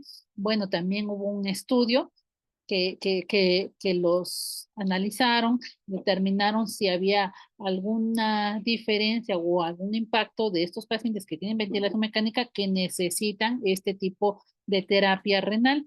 Ahora, de sustitución de la función renal. En este caso, identificaron que sí se pueden reducir las complicaciones hacia estos pacientes que tienen ventilación mecánica, es decir, es beneficiosa, reduce días de estancia y obviamente reduce esta entidad de las neumonías asociadas a la ventilación mecánica porque reducen el tiempo de estancia en la UCI, ¿ok? Ahora, la mioglobina, ¿no? En la raptomiólisis, no por infarto, sino por raptomiólisis, hubo pues beneficios en la eliminación de esta sustancia que se, pues que se produce cuando pues hay inflamación de ciertos músculos, en este caso esta entidad que es la rhabdomiólisis, a través de la hemodiálisis veno-venosa continua, sí hubo eficacia en que se puede eliminar esta sustancia y a través de estas terapias continuas, convencionales, y es más rápida y eficiente para eliminar la mioglobina y va a reducir el daño renal, ¿no? Recordemos pues que estas sustancias, estas proteínas pues lesionan el riñón, ¿no? Y hubo otro estudio que aquí les platico, un metaanálisis que trató sobre estas terapias de reemplazo renal continuo versus estas terapias intermitentes, pues básicamente no hubo diferencia, como les comentaba, ¿no? Si es una de reemplazo renal continuo versus intermitente, pero si funciona, ambas tienen beneficio hacia los pacientes, por eso es importante tal vez individualizar la terapia, ¿no? No se puede decir esta es mejor que la otra, sino tiene que ser individualizada. Ejemplo, ¿no? Una hemofiltración veno-venosa continua, una hemodiálisis veno-venosa continua o una hemodiafiltración veno-venosa continua, ¿ok? Entonces, tiene que individualizarse el tratamiento y obviamente aquí especifican en este metaanálisis la experiencia del centro, es decir, lo que la unidad puede protocolizar para sus pacientes, ¿ok? Y otro estudio de la hemodiafiltración versus la hemodiálisis de alto flujo. Entonces, de la misma manera, ubicaron que tiene que haber un ajuste individual hacia eliminar estas toxinas a través de una dosis específica, ¿no? De la hemodiafiltración o de la hemodiálisis normal, ¿no? De alto flujo. Y pero que identificaron que en los pacientes críticos tienen que tener especial cuidado por el impacto hemodinámico, sobre todo en la hemodiálisis de alto flujo. Y existe un ajuste de medicamentos en la lesión renal aguda en manera conjunta que determinan en estos estudios que revisaron, obviamente así como del pacientes generales, ¿no? De medicina interna, pacientes pediátricos, etcétera, sí tiene que existir obviamente un ajuste para estos pacientes con lesión renal aguda, a pesar de tener una terapia de sustitución, como son los antibióticos u otros fármacos que pueden causar toxicidad y monitorizarlos específicamente. Y como comentábamos, ¿no? Estas terapias, creo que esta la repetí en una gráfica de pastel, esta de igual manera, estas terapias de reemplazo renal continuo son las mayormente utilizadas en las unidades de cuidados intensivos a comparación con las hemodiálisis intermitentes, ¿ok?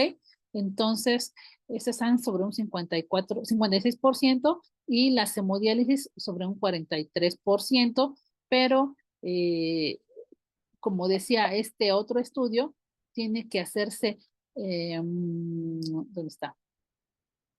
Tiene que hacerse no tanto una comparativa, sino individualizarse el tratamiento. No podríamos decir que uno es mejor que otro porque los pacientes tienen distintas características sociodemográficas, de complexión, ¿no? De, de, de estructura desde su propio parénquima renal, etcétera, ¿no? Entonces, ahora, en el choque séptico, porque tenemos mediadores inflamatorios, interleucinas, factores de necrosis tumoral, etcétera, eh, las sustancias que van a filtrarse, que van a funcionar para la eliminación de estos, pues sí hubo, sí hay impacto, ¿no? En estos pacientes de choque séptico, por eso es que es clásico que encontremos un paciente de choque séptico, ¿no? Con este tipo de terapia y obviamente existe este beneficio de mayor probabilidad de detener este choque séptico y lograr la recuperación del paciente. Entonces, existe una eliminación de estos mediadores inflamatorios, de estas endotoxinas del torrente sanguíneo, por eso es que son pacientes que son candidatos frecuentes a este tipo de terapias, los de choque séptico, para que no evolucionen, ¿no? A sepsis y se maneja con un filtrado con plasma acoplado en choque séptico. Entonces, esta filtración se hace a través de estos pacientes y presentó una menor mortalidad, a diferencia de esta terapia que se llama filtrado con plasma acoplado, con un 77%, y pues existe un beneficio en este tipo de pacientes, ¿no? Esto es como más nuevo, ahora que revisamos el tema, la verdad, la filtración con plasma acoplado es como de las nuevas terapias. Y existe bueno, esta estrategia de mantener o no una presión arterial media alta en hemodiálisis, pues bueno, si nosotros recordamos, ¿no? La PAN perfusoras, que está a más de 65 milímetros de mercurio en pacientes no neurocríticos, tenemos ahora ¿cómo se dice? Una disyuntiva entre algunos estudios que están revisando si para mantener esta perfusión hacia riñón y hacia otros órganos se busca aumentar una presión arterial media mayor, ¿no? O sea, ya no esté en 65, sino esté sobre 80 y sobre 85 milímetros de mercurio. Entonces, tiene algunos efectos adversos, pero también especifican que la recuperación renal puede ser mejor. Fíjense, estos pacientes, pues el 53% de ellos tienen mejor recuperación, pues es que es una estrategia de tener una PAM alta, ¿no? O no solo la PAM perfusora, no más de 65, sino de 80 a 85 milímetros de mercurio. Y va a disminuir esta PAM alta, se llama, ¿no? Cuando los pacientes tienen la hemodiálisis, disminuye la hipotensión durante la diálisis, ¿no? Porque en uno está, si está siendo nuestro paciente manejado con inotrópicos, con vasopresores, eh, nosotros podemos ahí buscar, ¿no? Una PAM perfusora, pero una PAM alta, ¿no? Entonces, cuando se hace la hemodiálisis, entonces recordemos que tiene impacto en el ventrículo izquierdo por el manejo de los volúmenes y va a disminuir esta hipotensión durante esta terapia, ¿no? Y va a mejorar la tolerancia de la terapia de reemplazo renal, va a aumentar el grado de recuperación renal y mejora el aclaramiento del lactato. Entonces, el lactato que funciona en procesos de sepsis como marcador de sepsis, ¿ok? Y estos eventos adversos que pudiera tener la PAM alta durante la hemodiálisis, pues ¿cuáles pueden ser? Un desequilibrio hidroelectrolítico, una sobrecarga del volumen o un estrés cardíaco. Entonces tenemos de dos, ¿no? O el paciente lo tenemos como una PAM alta, puede tener estos beneficios, pero también puede tener estos eventos adversos, ¿no? Recordemos que es un paciente con alteración hemodinámica, ¿no? Puede tener cualquiera de estas dos entidades, por eso es importante la vigilancia estrecha, ¿no? Entonces, a través del electrocardiograma, a través del gasto urinario, a través de la PAM, ¿no? Entonces, esto es lo que pudiera suceder como un evento adverso, ¿no? No es algo que nosotros persigamos, sin embargo, como su nombre lo dice, sucedió a pesar de la vigilancia y con la propia constitución del paciente, ¿no?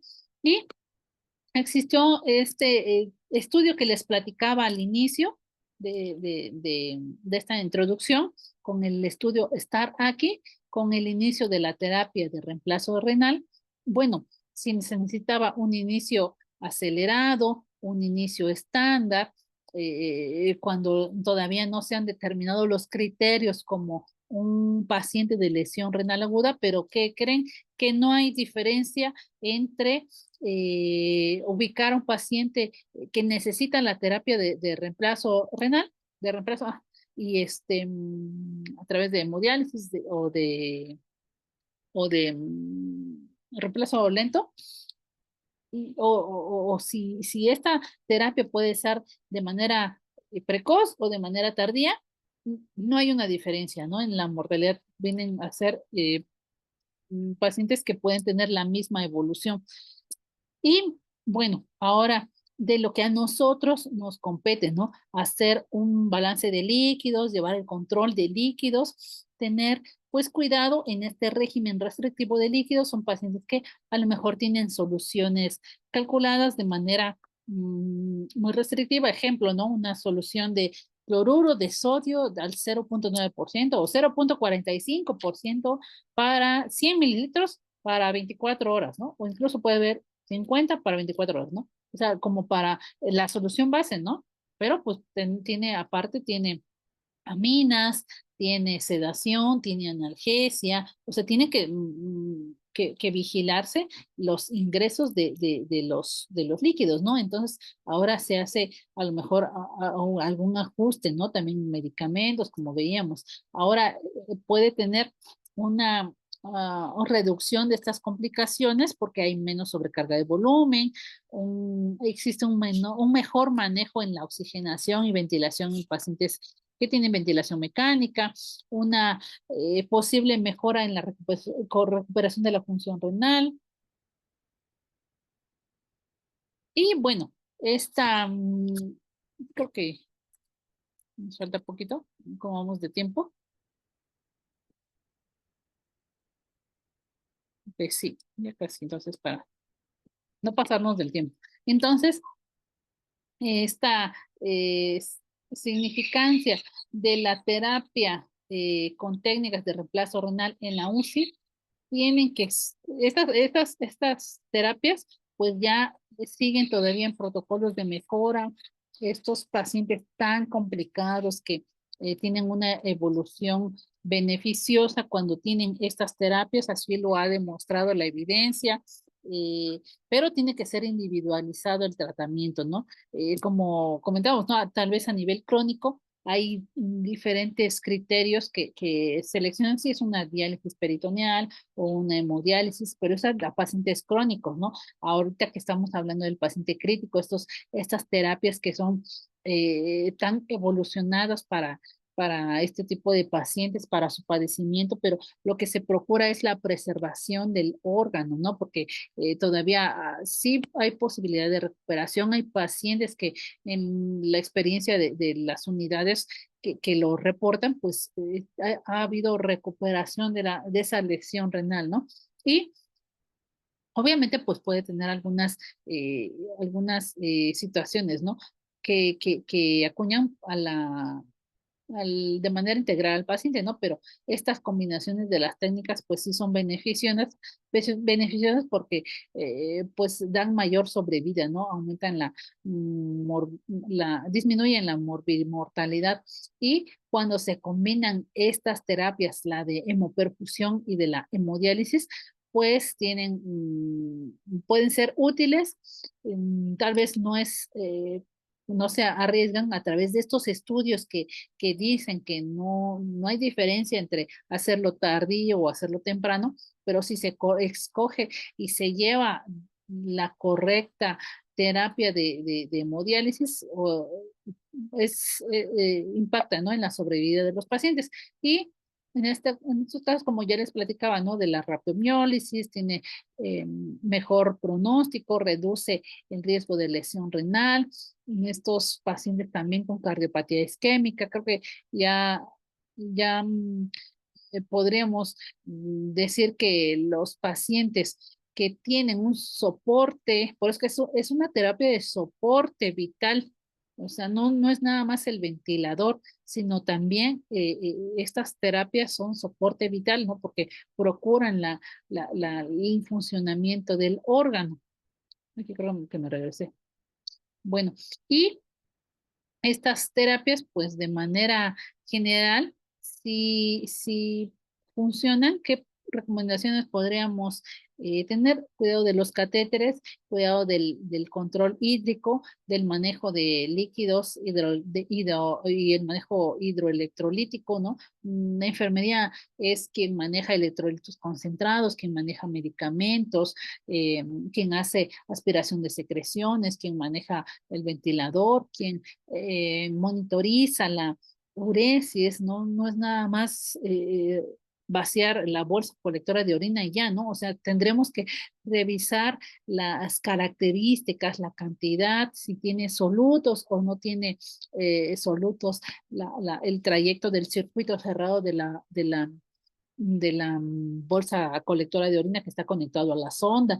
Entonces, son intervenciones que nos corresponde como profesionales, que pues hay pacientes que ya están anúricos, ¿no? Sin embargo, pues tendremos que vigilar el estado de la piel, si hay algún grado de edema, la temperatura de la piel, ¿no? Que esto impacta como de los datos de choque a nivel tegumentario.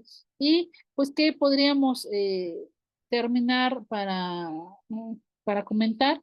Pues que estas terapias, aquí pusimos que se tienen que acoplarse a la práctica del enfermero intensivista, son prácticas que tal vez de manera continua funcionen en otras unidades, pero las terapias, sobre todo las lentas continuas, como conocen, ¿no? El prisma, esas ya son más familiares para el personal que está en la UCI, sobre todo en tercer nivel, ¿no? Estas son prácticas que van a empoderar al personal porque requiere de sus conocimientos, requiere de su praxis. Entonces, cada paciente pues va a tener ahí un beneficio, tiene que ser una práctica congruente, ¿no? Si tengo conocimiento del impacto de la terapia, bueno, ahora voy a tener una práctica congruente también en el manejo de la bacteriemia cero, ¿no? Para el manejo de este catéter. Entonces, tener vigilancia muy cuidadosa, ¿no? Entonces, no sé si tengan algún comentario, alguna duda. ¿Algo que quieran agregar? ¿Alguna pregunta? Participantes, ¿alguna pregunta? ¿Alguna duda? De mi parte ninguna, todo muy bien, gracias. Por mi parte también, Excelente. muchas gracias. Muy bien, les comentamos que este curso, si alguien desea obtener la constancia, tiene un costo de 200 pesos. Quien desee obtener la constancia de esta sesión tiene un valor curricular de 2 horas, y es avalado por la Escuela Superior Nido de Sócrates. Quien desea obtener su constancia, por aquí les voy a compartir mi número de WhatsApp, ¿sí? Para que me puedan mandar un mensajito. Es para los alumnos que desean obtener su constancia. Recuerden, el curso en sí es gratuito. Si alguien desea obtener su constancia, les voy a compartir mi número de WhatsApp aquí para que me puedan enviar un mensajito a los alumnos que estén interesados. Y pues esta fue una sesión de cuidados intensivos, ¿ok? Entonces les voy a poner aquí mi WhatsApp. Les dejo mi nombre, maestro Abel Ruiz. Y les dejo mi celular. Es el 951-423-6508. Se los acabo de compartir en el chat. Y aquí les dejamos una invitación a todos ustedes, un diplomado en salud pública que vamos a iniciar en el mes de abril. Es un diplomado en salud pública dirigido a profesionales de salud, enfermería, médicos, nutriólogos. Está dirigido este diplomado. Y tenemos una beca disponible, inscripción gratis y una mensualidad de 750 pesos. El diplomado en salud pública tiene una duración de 5 meses. Repito, inscripción gratis y mensualidad de 750 pesos. Quien desee inscribirse también me puede mandar un mensajito al número de WhatsApp. Por ahí le comparto y le comparto el programa académico de este diplomado. Y con gusto, le hacemos llegar.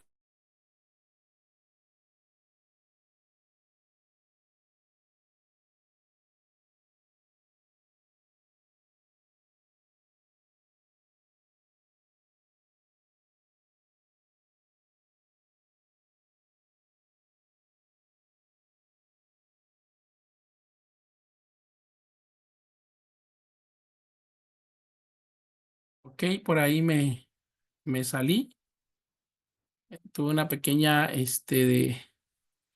me salí por ahí. Entonces la invitación es esa para los alumnos. Por ahí nos comentaba en el mensaje Carlos, tu constancia ya está, Carlos, ya está. Entonces se te va a enviar, está en proceso de firma. Entonces, ya en estos días, tal vez mañana o pasado se te entrega. Recordemos que la constancia tarda una duración de aproximadamente de 7 a 15 días hábiles para podérsela entregar, ya que es una constancia con sello, con firma manual.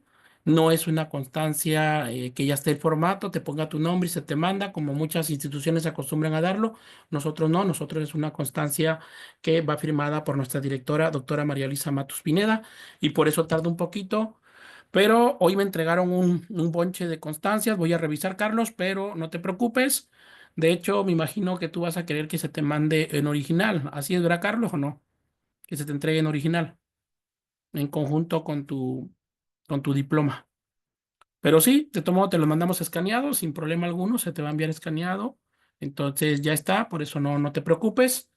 Recuerden que a todos los alumnos les entregamos nosotros sus constancias. A veces tarda un poquito por el proceso de firma, ya que es avalada por la Escuela Superior Nido de Sócrates.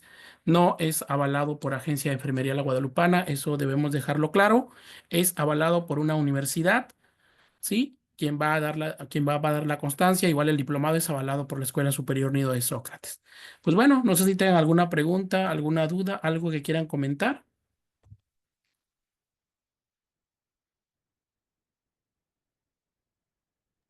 Todo perfecto, muchísimas gracias. Pues bueno, y los esperamos el sábado para el tema de cáncer de mama, para festejar el Día Internacional de la Mujer en México. con la maestra Lorena Vega. Ella es profesora de ese curso de cáncer de mama y su impacto actual en México. Los esperamos, ojalá que nos puedan acompañar. Por ahí les tenemos unos pequeños obsequios para ustedes. Ojalá que se puedan conectar con nosotros. ¿A qué horas, maestro? El de cáncer de mama va a ser, aquí está, te pongo el cartelito, ahí está el cartel. Es el día sábado a las 7 de la noche. Sábado, 7 de la noche, 8 de marzo. Gracias. ¿Sí? Entonces los Muchas esperamos. De todo gracias. modo, vamos a compartir el link en los grupos, no se preocupe. Pues bueno, que pasen una excelente noche, cuídense mucho, que Dios los bendiga, nos vemos en nuestra próxima sesión. Gracias a los alumnos del Diplomado en Enfermería Quirúrgica por participar, vi a muchos por ahí. Saludos para los alumnos de cursos en Neval, también los vi, gracias por participar y nos estamos viendo en nuestra próxima sesión. Que pasen una excelente noche, cuídense mucho, buenas noches. Gracias igualmente.